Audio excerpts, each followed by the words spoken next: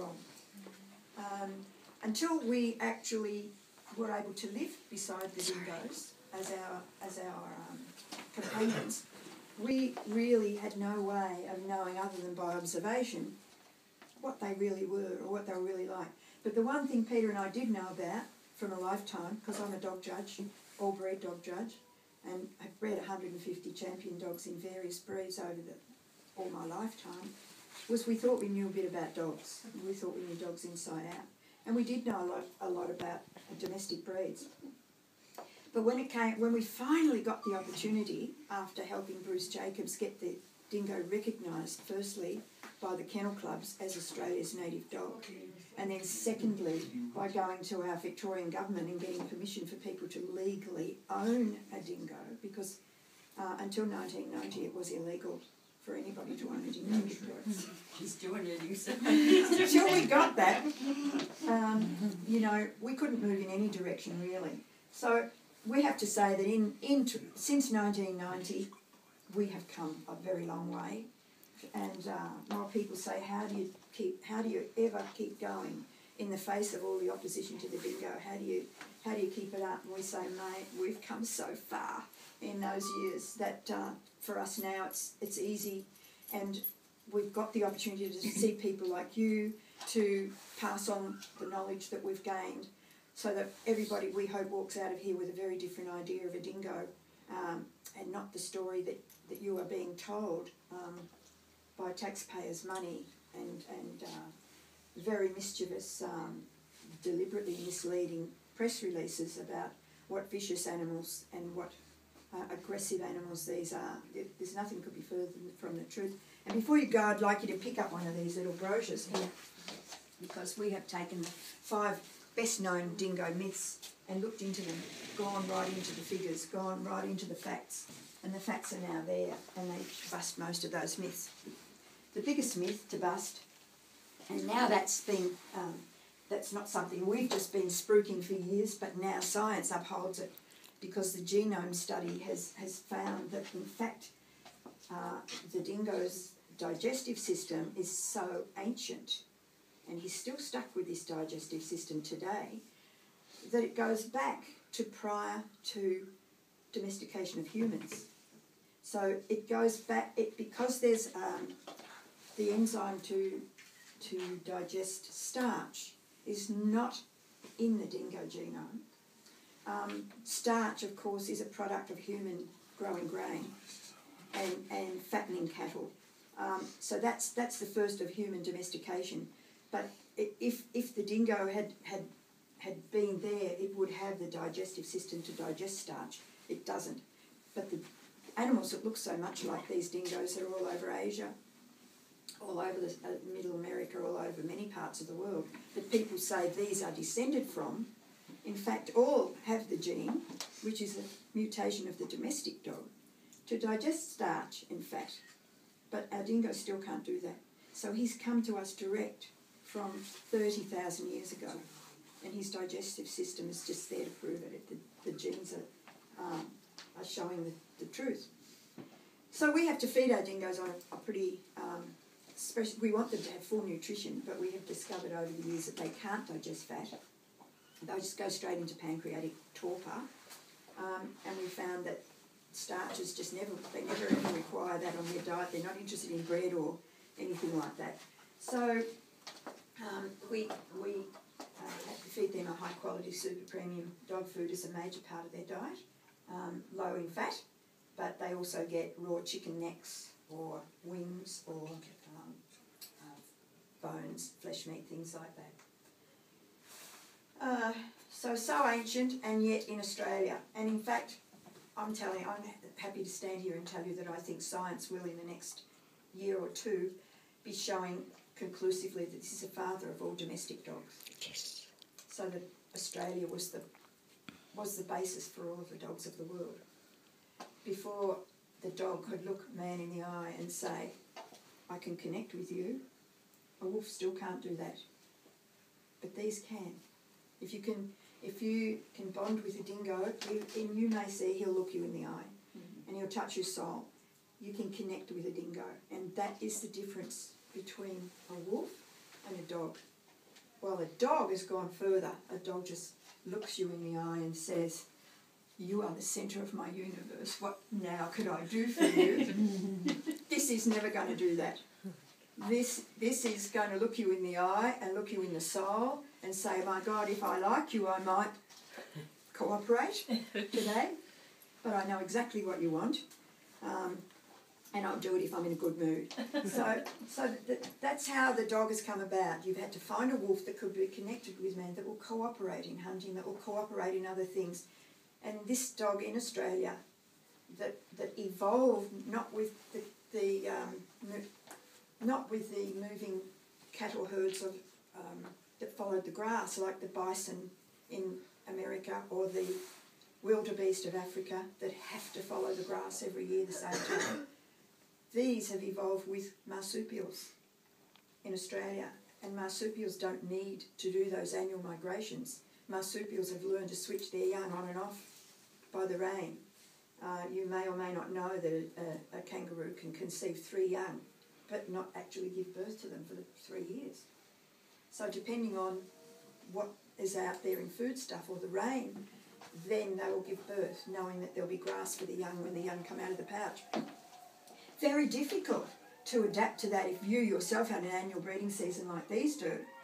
When these animals, yeah, they're telling me I'm talking too much. But it is very difficult for a canid species with an annual breeding season to adapt to something that's so readily adapted to the whims of Australian droughts, 11 years of drought. And yet this has, by cooperating with the other mammals that were on the land mass, and that was the humans, the Aboriginals. They were cooperatively hunting. And that became a great trading asset. You know, a wolf that could cooperate, my goodness me, and that then got carried back through Asia and did mix with the wolf varieties, and that's how our dogs have come about. That's how the new genes that have entered the dog genome. Anyway, so very, very, very ancient, and I can tell you it's a terribly large privilege to have one bond with you. It is also, he wants his sausage. It's also a very cat-like species. Many, many things they do are cat-like, and even much of their body chemistry is very cat-like. I'll show you that, but let's just start by saying that they are really flexible in all through their body. For instance, they can pick their wrist right up and pull the paw back past the leg like that. They can actually lift the elbow way up past the backbone. Who's got a dog? Everybody got a dog? Yep. You can go home and try that. Every joint in the dingo's body is lax and loose. Peter might be able to get him to show, if you pull it, it'll never happen, but we'll do it when we stand him up. You may have seen him swivelling his head around while I've been speaking, and of course that is the most incredible thing.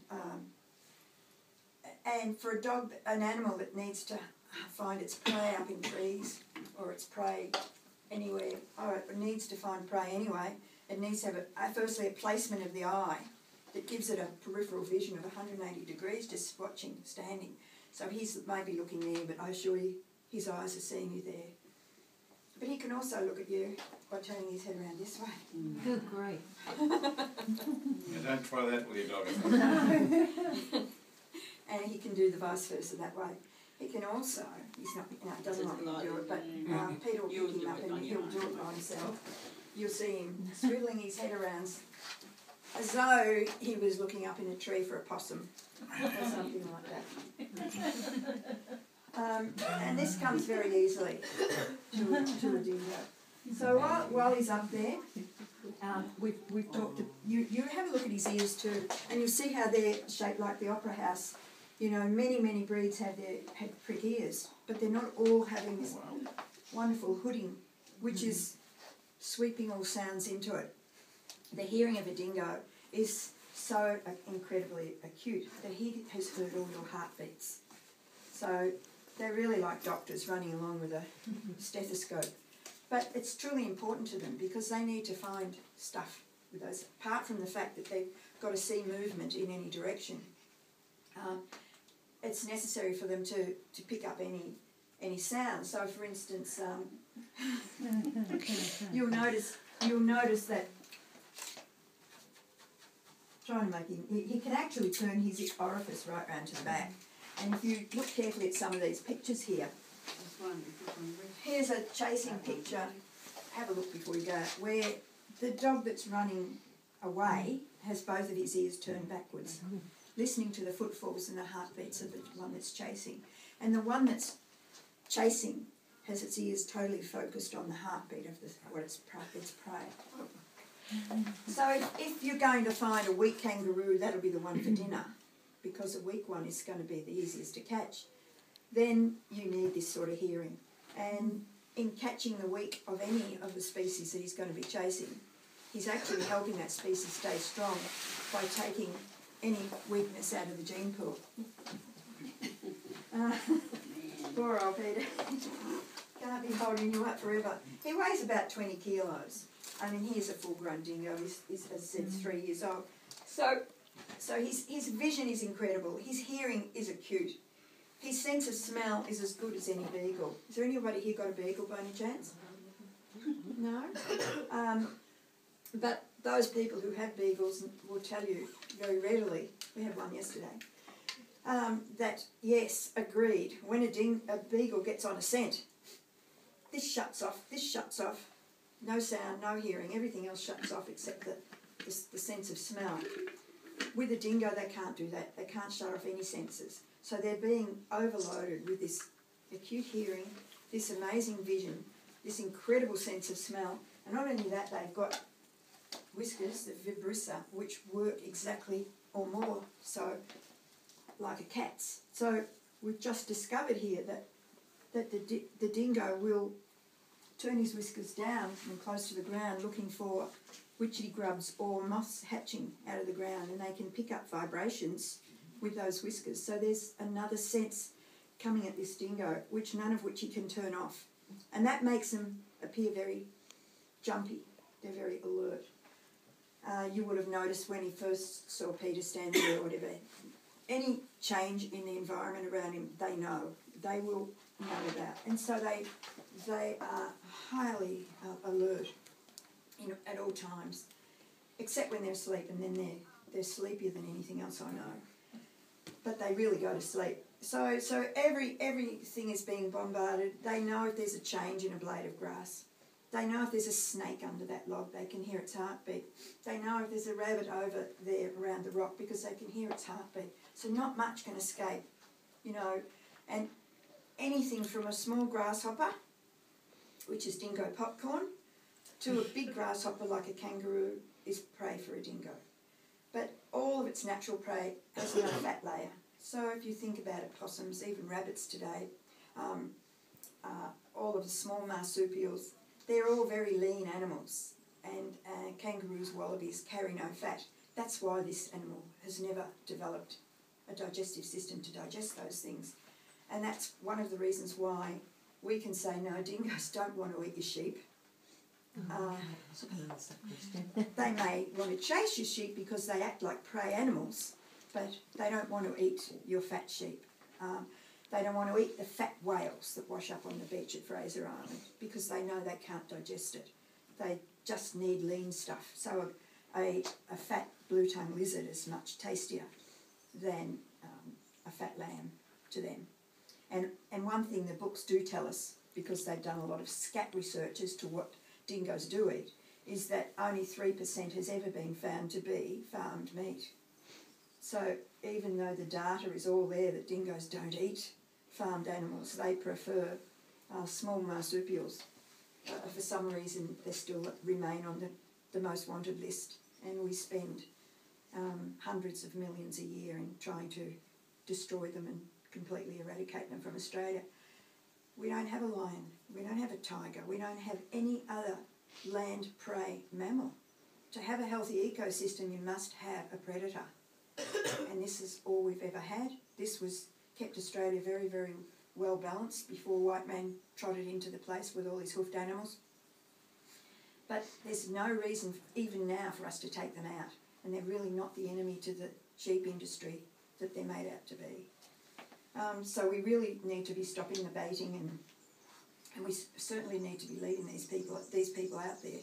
We have a petition, if anybody wants to sign it, to stop the 1080 baiting, which is now being dropped by tons from planes, just to kill these.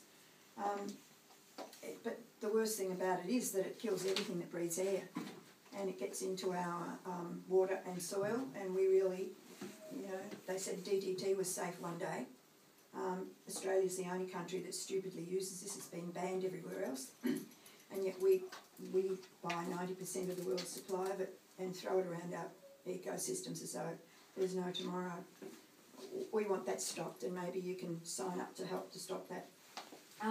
Now let's get further through him. Okay, we've looked at his ability to hear, see, sense.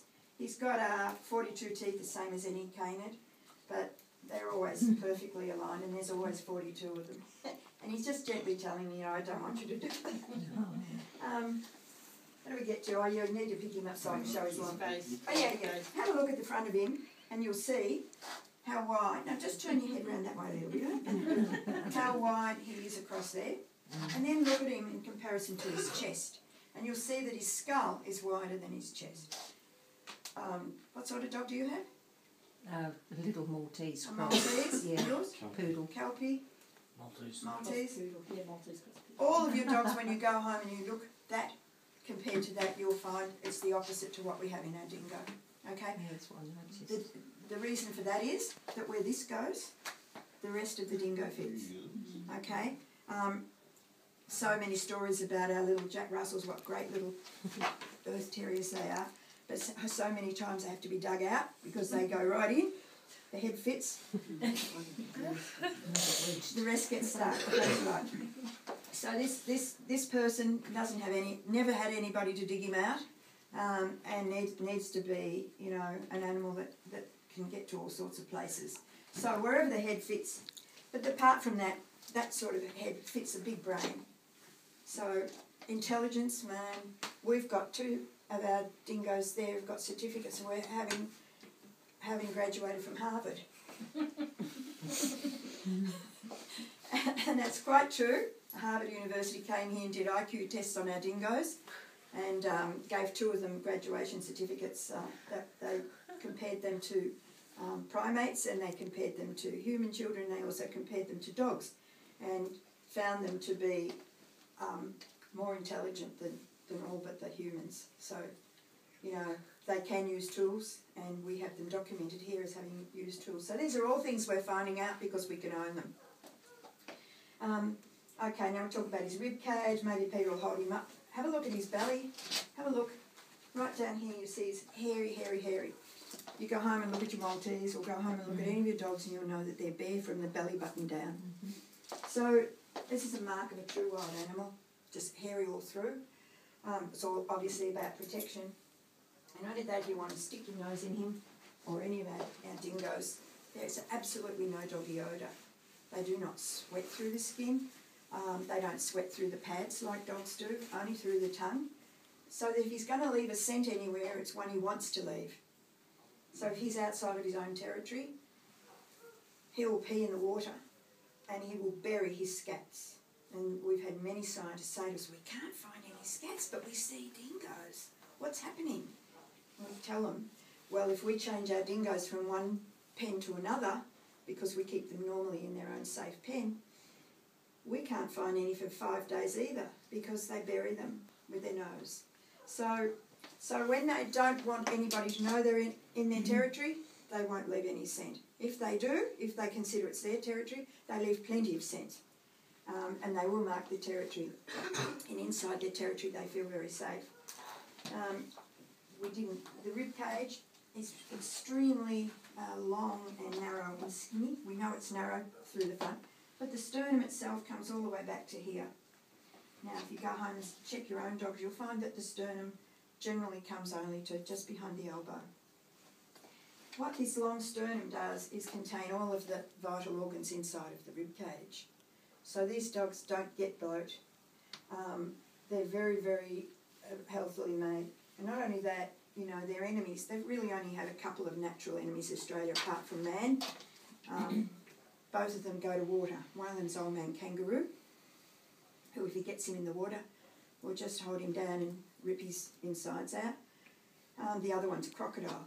But just imagine him, just hold him up, Peter. All he really has to do is pull his chest down, and everything is protected from that kangaroo's claws. So it's all about survival and protection. This is an alpine dingo, and the only difference between an alpine dingo and a tropical dingo or a desert dingo is very slight in the DNA, but it is the double coat. So these dingoes that we have here in Melbourne look much plusher than the dingoes you might see on Fraser Island. Anybody been there? No, but we're going. Oh, okay. I need to talk to that lady there. She's a guide from there. Yes. But we've had dingoes come from the desert, spend one winter in Melbourne, and suddenly the gene switches on and they get a double coat. They'll have an undercoat after, even as little as 2 months sometimes, and immediately what was that? Immediately they look fatter, but they are not a fat. There is not a fat layer. They are a very lean and muscular breed, and but they will always look a lot fatter if they have this double coat than the single-coated dingoes from the desert or Fraser Island. The Fraser Island dingoes don't need this double coat. They have a single coat, therefore their ribs are much, you know, more prominent looking, but they really are not very much different. So while people expect to see fat little Maltese or fat Labradors in their home, and they go to places like Fraser Island or even the desert, and they see these animals with ribs showing, they think they're starving. That's ain't necessarily so. Okay, so you can see this is quite a lean thing. But the hallmark of the alpine dingo is his tail. And it's a really special tail. The first third of it is, you know, more or less like what you see on a normal dog's tail. But then there's this beautiful fanning out of double coat. And if you look even underneath this, even a little bit of wolf there, it's grey undercoat like a mouse. But that tail, for the alpine dingo, one, he sleeps with his nose in it, so he doesn't freeze up if he's sleeping outside in the cold. But two, the females have even a much more fabulous tail. You'll see it down there. And of course, all the puppies are always born in winter, and that tail is puppy blankie. All the puppies are in the tail, so it's a very, very important part of a dingo who lives in the southern Alps or the highland regions of Australia. And of course then we get this breeching, which is also part of the double coat. Let's see if you can turn. So he'll turn all these joints inside out very easily. And vets will say, oh, this dog's got hip dysplasia. It's nothing to do with it. It's just a laxity right through the system, and not a disease state at all. You're going to meet a 19-year-old when you go down there, and you'll see that she's still got a spring in her step at that age, and, you know, very proud of her. But she would never, ever have passed a hip score, which is a mandatory man-made arbitrary measurement that people think they know what they're doing. This is nature's dog, and as a dog judge, I'll come back from judging overseas, wherever, international shows, and I look at what Australia has produced, and I go, oh God, what lovely livestock this is. You know, nothing more wonderful than nature to produce what's required to survive. And this is an embodiment of that. And our Australian dingo, we can be so proud of, you know. But he is probably behind every one of our domestic breeds today. What else? What have I missed, guys? Colours. And dingoes, mostly known to be coming in this colour, and 90% of them are indeed. Sandy or ginger, which is really a sable, because ginger has a little bit more dark in it. You see he's got like a widow's peak in there, and inside there's a bit of dark. So the ginger and this colour, 90% of all dingoes, wherever they might be, will be that colour. And it is all about camouflage. 8% of them will be black and tan. And black and tan is truly, too, a great camouflage for dingoes that happen to be in the forest. You just never pick them up. They're very, very hard to see. It is a truly great camouflage, and in fact dingoes that do well in that sort of environment are likely to meet another dingo of the same colour and opposite sex, and then they'll breed together. 2 black and tan dingoes bred together, and lo and behold, all of their babies are instantly in touch with their environment. They're black and tan. 2% of our dingoes, or 3%, are born white, and we find those quite often up around Lake Eyre on the salt flat, very many large area of salt flats up there, and those animals just meld right into that background, and either the rabbits or the prey doesn't see them coming, or the hunter's not going to see them. It's again a fabulous camouflage. And 2 white dingoes bred together in that environment will produce 100% white puppies. So those white puppies that grow up in that environment are going to be helped immediately by being that colour. The interesting thing is that if we breed a white one with a black one, what do you think we get? Black. We get no black, we get no white, we get all this sandy colour. So this sandy colour though can produce all colours. And there is one combination where we can actually get all 3 colours in 1 litter. We used to think that wasn't possible.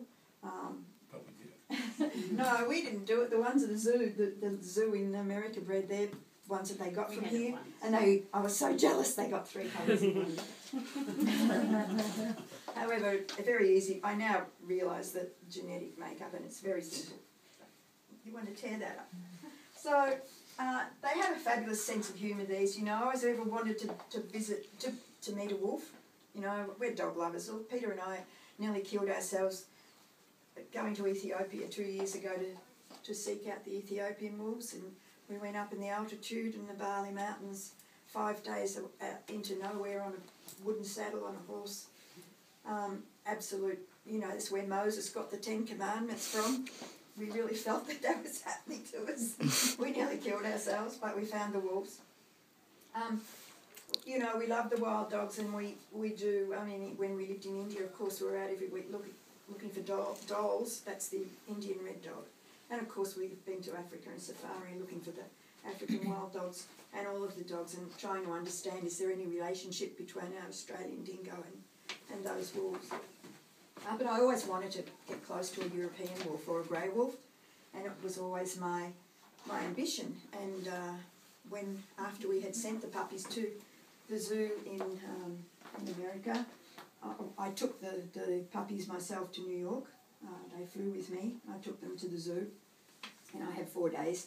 I went down to visit the puppies we'd sent 2 years previous who remembered me at the other zoo, and then I was invited to Wolf Park to give a presentation on the dingo, which I did. And then I got my payment, which was to go in with the wolves, my life's ambition, to go in with the wolves. And I was able to go in with 5 wolves, and it was just wonderful that the wolves would, you know, came up to me and were very interested in my buttons and my clothes and crotching me and doing all the things. And of course a wolf is, you know, this is 22 inches, a wolf is 28 minimum at the shoulders, and can almost look you straight in the eye. They're very tall, and they have yellow eyes, but they don't look you in the eye, you know. They don't connect. And I was quite disappointed, although I knew the wolf was sort of there with me. And then watching those wolves play and be with each other was absolutely nothing like what we see here. So we have an animal here that's so wolf-like in so many ways, so cat-like in so many ways, and yet has a sense of humour like Australians. It has a super sense of humour, but unfortunately I didn't see in the wolves. So I was really let down. There's something else special now to show you about these, and Peter will maybe flip him over. And that is their amazing different brain chemistry. They're very, very cat-like, and they will just go totally limp when they lose their control of their footing. So if we, you'll see how he's just completely relaxed there, and he's so loose, his head on the table, Peter. But he's not high enough up for you to do it. But if he drops, he'll just fold up like a cat. And that is because they, unlike you or indeed our domestic dogs, if those things happen to us, adrenaline pumps through our system and we go rigid, and so does our dog. But with these, what goes through the system is not adrenaline, it's dopamine, and suddenly we have the ability to survive in a traumatic situation. What have I missed, guys? How season? Here we are. It's a freezing cold day, but at least it's dry and sunny today. And we have to deal with this every year. Our puppies are always born in winter. And there's very good reasons for that. You know, the dingo has become quite tuned to our environment, and tuned in such a way that if these puppies were born in summer, they would not survive. We have terrible things in summer. We have snakes out. We have flies that carry all sorts of things. We have lots and lots of other insects available. Mosquitoes, you name it. So having puppies in winter is a very smart thing for a dingo, because more puppies are going to survive. Only 3, 8 is the maximum number of puppies that have ever been born in a dingo litter here. And that only happens when we know there's a drought coming. They know there's a drought coming. They're totally in tune. And so there's always more puppies born in drought years so that something could survive. Even here, only half of the puppies born ever really survive to make it out of the nest. In the wild, would be the same. In the wild, only half of the puppies that come out of the nest will make it to their first birthday, because it's a very hard life. And as the years go by, and as our extermination processes get more and more clever, it becomes more and more difficult for these animals to make their first birthday. If they've made their first birthday, they then have to make their second to get breeding age. And to be breeding age at 2, only half of those that made their first birthday are going to get there.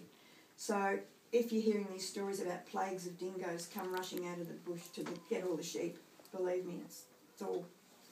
What they may be seeing is a family, mum and dad, teaching the kids the territory and how to hunt.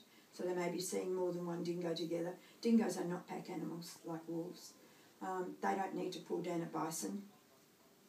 They are much happier surviving on a couple of lizards or chasing a kangaroo that's maybe has young in a pouch. She'll throw it out. That's what they want.